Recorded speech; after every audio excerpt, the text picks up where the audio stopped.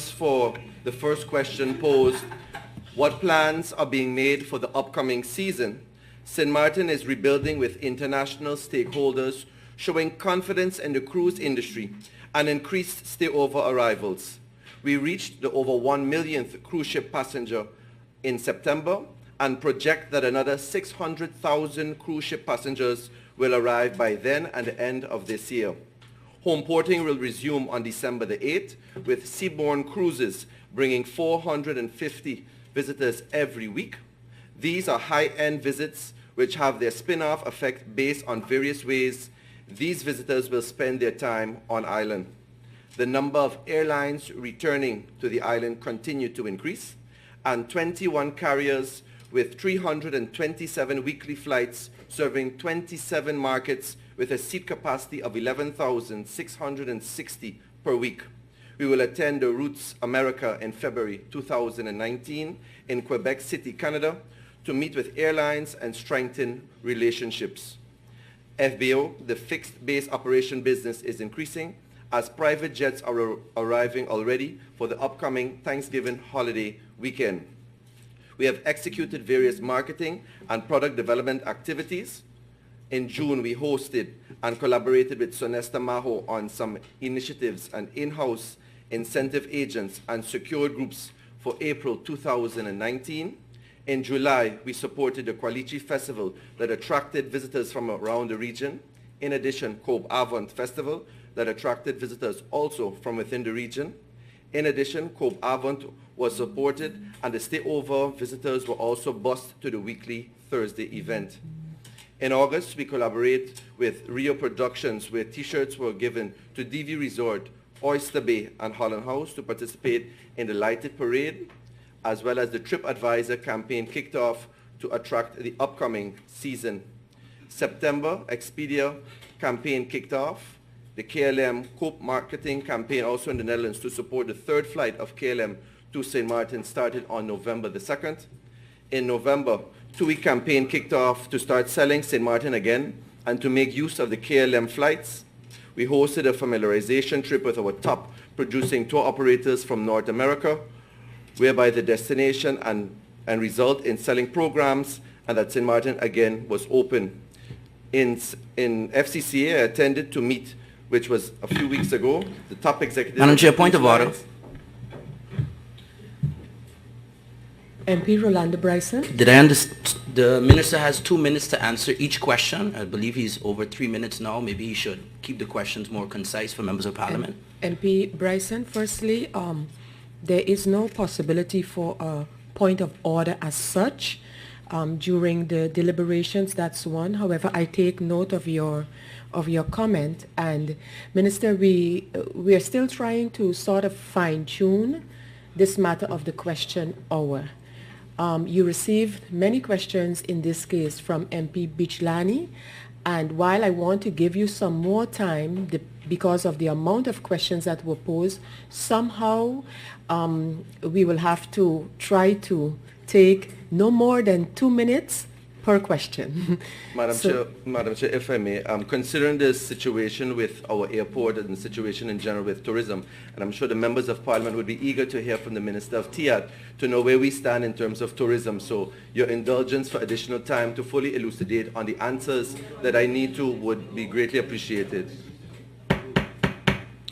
Could the members of parliament please allow the minister to make his point?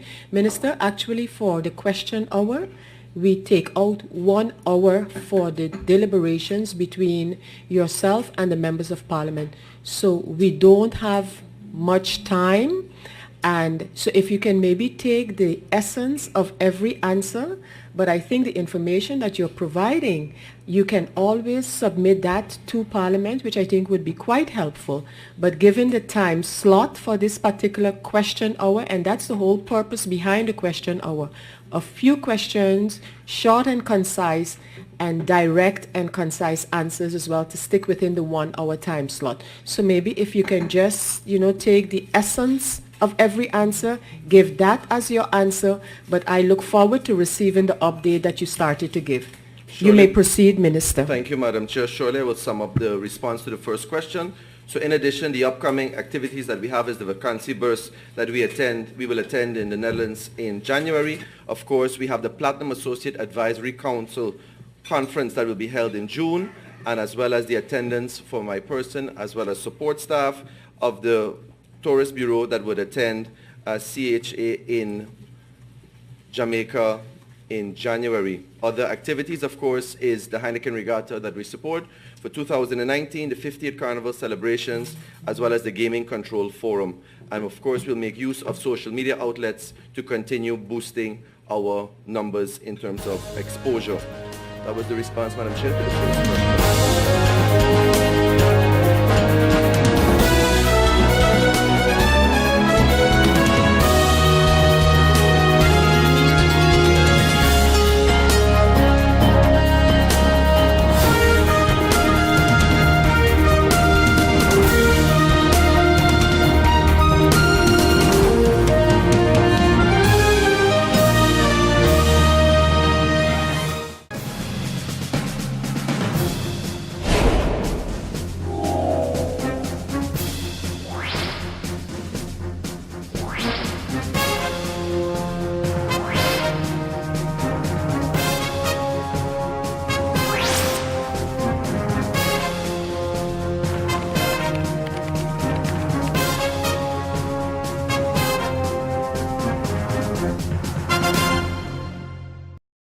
You can win with the Caribbean Lottery.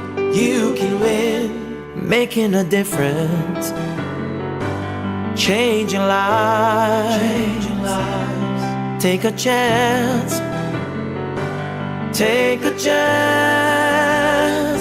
and you can win with the Caribbean Lottery. You can win, you can win.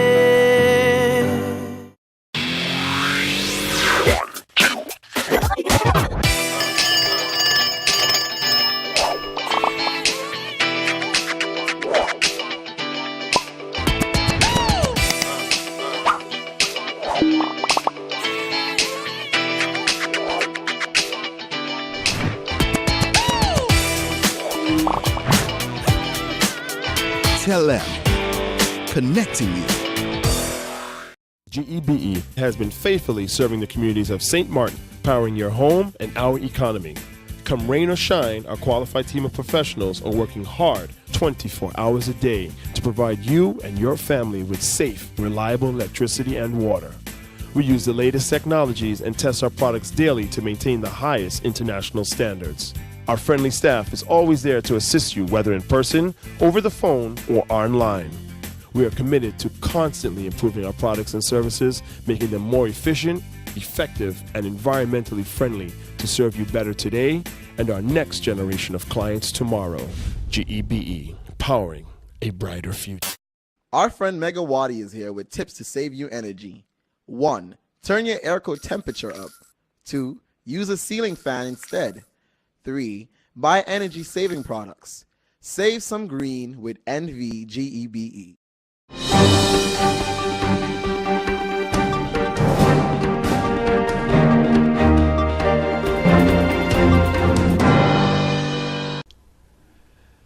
Last Friday, my team and I concluded our presentation of responses to the questions posed by the Honourable Members of Parliament on the status of the schools for the school year 2018-2019 and the status of the sports and arts facilities and programs post-Hurricane Irma. At this time, I must thank all those who contributed to this process. Particularly, I wish to mention the members of my cabinet, heads of departments, and the Secretary General for their hard work and for their support. At the end of that presentation in Parliament, a motion was tabled and passed while the resolve for the Minister of Education, Culture, Youth and Sports to draft a safe school plan was passed. While I am aware and have read the motion, I await the official communication from the Secretariat of the House of Parliament, but in the meantime, My ministry has already been busy with the concerns of safety and security of all our children in schools. Members of my cabinet have already made contact with the public prosecutor, the community police, and the Inspectorate Division in addressing these concerns. We have requested the current school safety plans of all public schools and subsidized schools so that we can review them. The next step will be to sit with all stakeholders to formulate a plan of action that would result in a possible policy that can be implemented. The aim of the policy would be to introduce fines and other deterrents that can reasonably assist in alleviating a lot of these violent situations. We invite all stakeholders to make their contribution and to be part of the solution and the way forward. We will face challenges, but together we certainly will be able to overcome. The St. Martin Youth Parliament has been holding interscholastic debates among secondary schools on the island. Last Saturday, the two FAVE schools, the St. Martin Academy, the academic section, and the St. Martin Academy, the PSVE or vocational section, were the final teams. The debaters handled the moot expertly and were all deserving of commendation. Congratulations again to the teams, their coaches, the organizers, the schools, and their families. I want to say here that the majority of our young people are involved in positive activities, and they are being groomed to become contributing citizens of our country. We must recognize them, celebrate them, and support them in their endeavors. The athlete of the month, according to the Department of Sports, is Modienne Profas. The Department of Sports is highlighting our professional female bodybuilder, Modienne Profas, for the month of November. Ms. Profas has represented St. Martin on the regional and international platforms, earning several medals and awards over the 20 years that she has been active in this sport. On behalf of the Ministry of Education, Culture, Youth, and Sport, I say congratulations to you, Modienne. You've done well. Continue to represent yourself, your association, and your country at this high standard.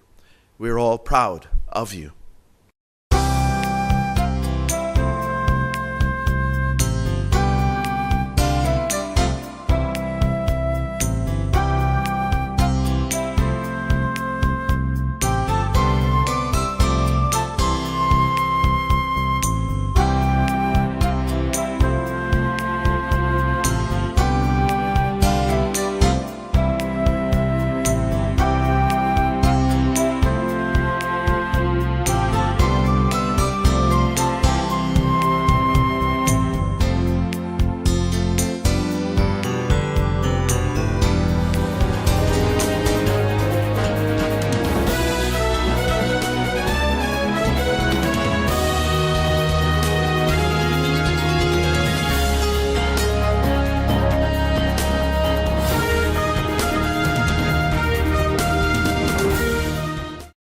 You can win with the Caribbean lottery.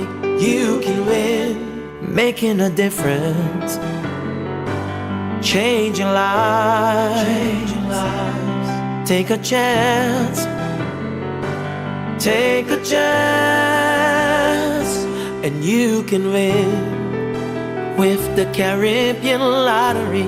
You can win, you can win.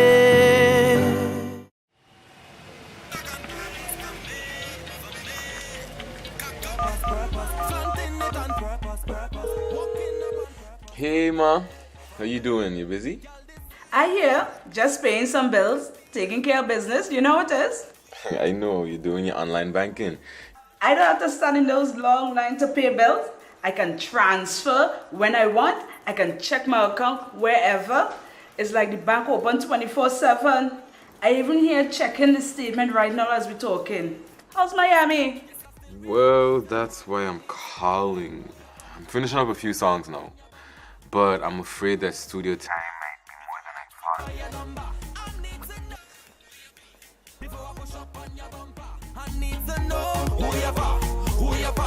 thought. And I was wondering if I could get some help with some funds, and I could pay you back as soon as I get back to St. Martin. Let me check my account. How much you need? I think 500 should be enough. I can transfer it to you while online. Direct from me to you. No problem. Great. Thank you so much, Ma.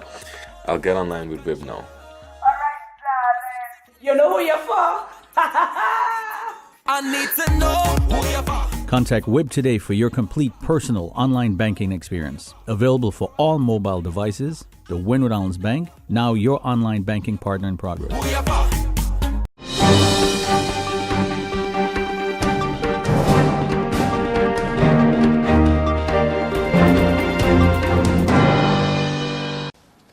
We hear the Minister of Vromi talking about the dump. But the dump is not the only thing in his portfolio. The homes of the people is also in his portfolio. Not only the building codes, but also provide social housing. You don't hear them about that. So it is the whole Council of Ministers and every minister in that. Minister of Tiat, if you don't want to agree that the cost of living is so high that the minimum household income should be $2,222 a month, bring down the cost of living. No policy to bring down the cost of living. So all these ministers have their role to play in the government. And because it is a governing program that they all signed off on, and because it is in the Council of Ministers that they take decisions on proposals of each ministry, yes, you have an individual ministry that has a ministerial responsibility, but it is a total Council of Ministers that has to implement what the Parliament provided as a budget. So it is there that if they want to change the budget, if they have to change the budget to address the needs of the people, they have to go back to Parliament for the Parliament to establish the new budget. So it is also the 15 parliamentarians that have to come up with proposals, with initiatives to change the budget for the programs to be effected so that the people can be brought out of poverty. Minister of Education has also his role to play, not only for the youth, but also for all the other people that already left school long time.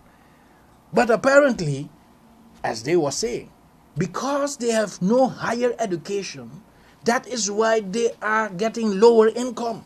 And that is why they have to live in poverty. So what are you going to do for them in education? What is that program that you are going to provide for them? When we look at the minister or the Ministry of Justice, what are you going to do for the poor and the needy? This whole issue of looking and hunting people that don't have a legal residency or their permit has expired.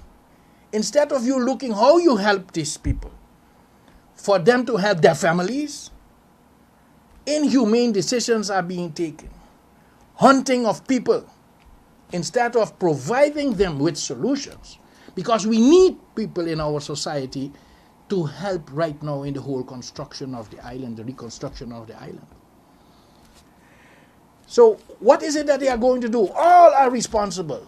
That is how you get now the dialogue with the Council of Ministers. Each one has a role to play, has its ministry, but it is all integrated. It has all to do with one another. It is interconnected.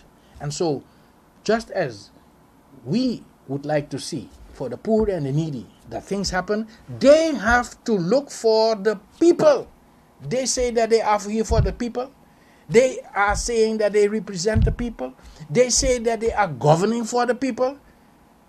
Let them govern for the people by addressing the issues for the people, We bring up the issues for the people, don't hide for those issues, and come up with solutions. And if they don't know solution, no problem.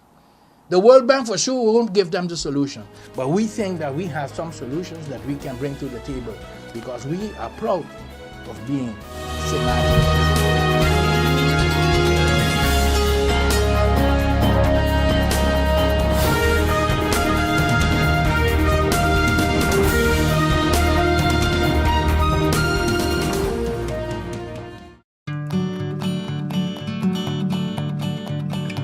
It's been said that behind every door, possibility awaits.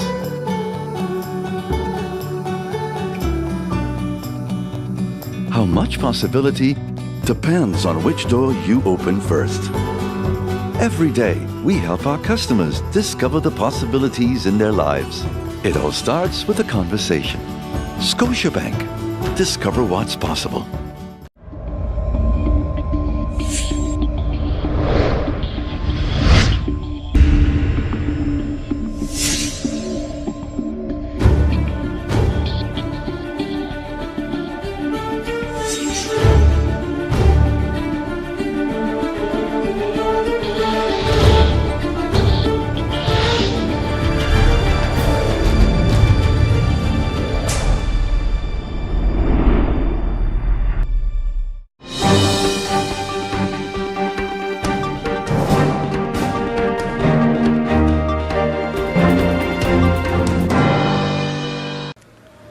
A celebration where we pause to embrace everything that unites us. We pause to embrace our family ties, our friendships, our traditions, our common culture, our shared island, our respect and love for our beloved St. Martin. In short, we embrace our common heritage, St. Martin. Our common heritage that transcends across our open north-south border through our shared enduring bonds, goodwill, and aspirations. A common heritage of a resilient, and strong St. Martin people who at the core are family-oriented, community-centered, and friendly, hardworking, resourceful, and self-reliant, have respect for self and for others, live in solidarity as one people, and with love for our sweet St. Martin land. My fellow St. Martiners, my brothers and sisters, drawing from the peaceful coexistence principle of our 370 years old Treaty of Concordia, today's St. Martin's Day theme, 370 years of unity and friendship, highlights the enduring and resilient qualities of we, the people of St. Martin.